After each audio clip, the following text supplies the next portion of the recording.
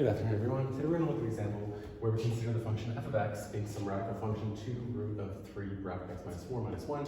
And then we're going to apply a further mapping rule described by x comma y being sent to 2x minus 1 comma 1 third y plus 1. And we're going to have a mapping rule inside an already transformed function. Okay?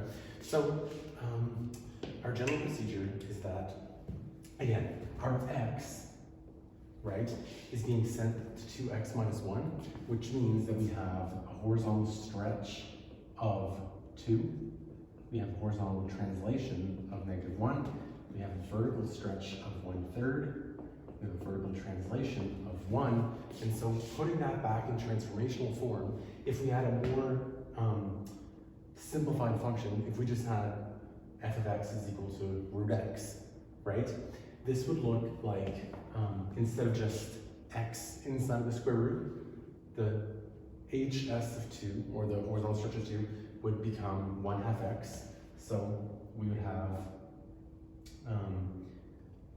the x is going to become 1/2, and then we know how we write our horizontal translation of -1. We have x plus 1 inside the bracket, right? So we would replace the x with 1/2 bracket x plus 1, again to capture the horizontal stretch of 2, i.e. a b value of 1/2, and a horizontal translation of -1 means x plus 1 inside the bracket, and then we would have a vertical stretch of 1/3, and so the y would become 1/3 y, which would be 1/3 of everything that's already there, right? Because y we usually consider to be the entire function, right? The function is between y and x, and so we usually call y the entire function of x. And of course, a vertical translation of 1 means plus 1 at the very, very end. And so what that means in our already transformed function is that we're going to replace the x by how we would replace it in a general function that may be look a little bit less complicated. So let's go ahead and do that. So we'll say g of x, is it says describe the resulting function, so let's call that something. Let's use g of x. We'll have 1/3 y, so 1/3 times everything, right? Because y is this entire thing, so 1/3 times everything we started out with. So we'll have 1/3 times 2 square root of, and now is where we start putting in the stuff for x. So we're going to replace the x with 1/2 bracket x plus 1, and so we'll have under the square root 3 bracket, again the x is going to become 1/2 bracket x plus 1, right? And that is still being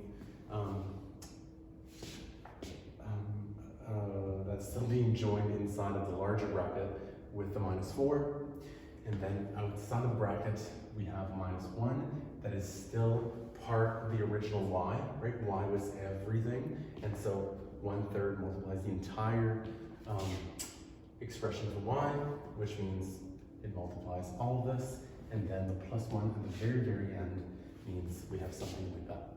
And now we can go ahead and simplify this a little bit. So we'll have 1/3 times the 2 up front.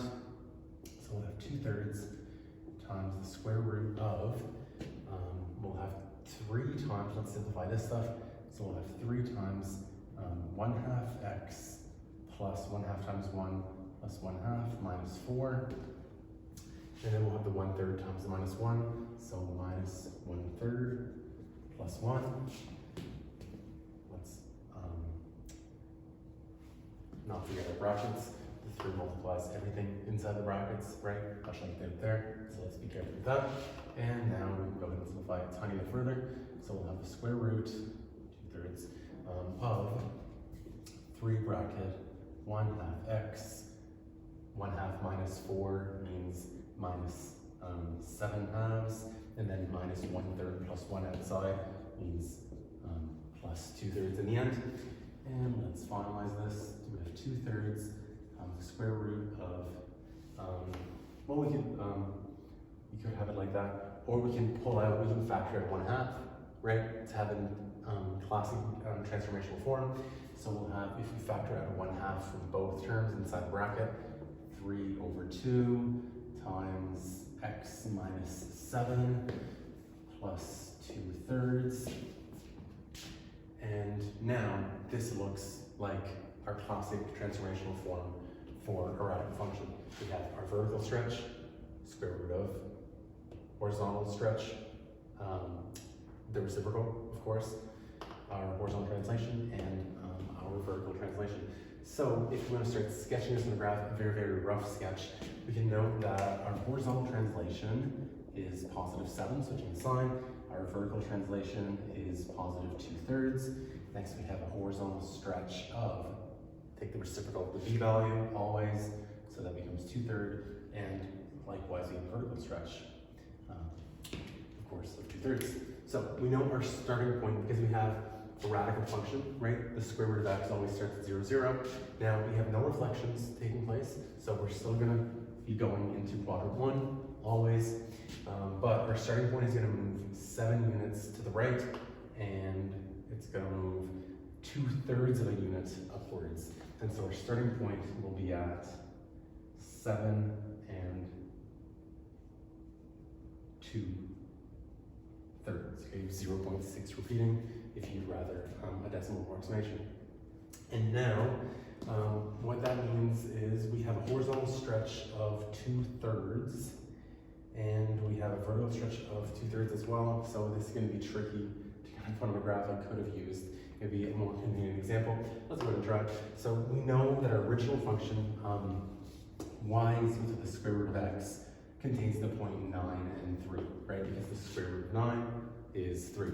Now, the reason I use that is because since our horizontal stretch is 2/3, then that means that at 2/3 of 9 units away from our starting point, we would be going up by the same amount. And since going up by 3 is typically the case, when we go over by 9, we go up by 3 in our original inherent function.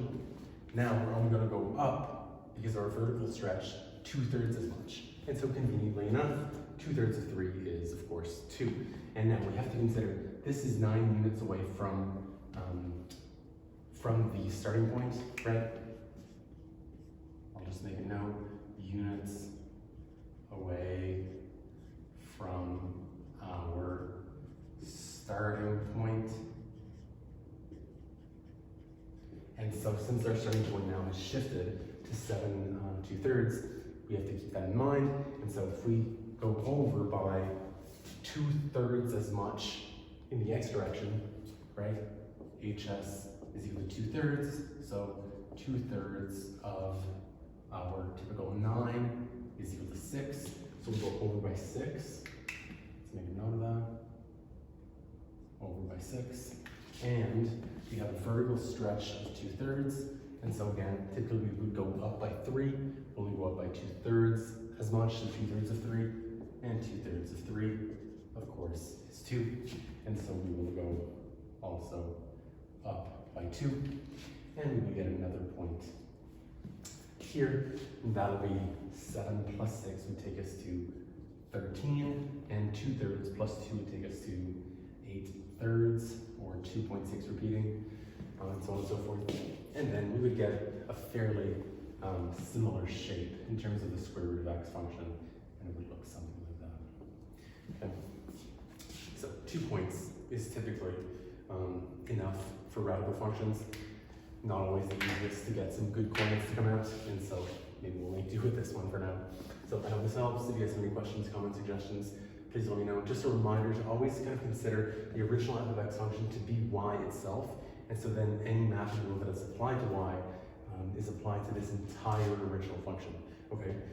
Think also how we go from mapping rule to transformational form in general, and then we can apply these ideas into more complicated situations like we see in here. Okay. I hope this helps. Thanks for watching. Take care.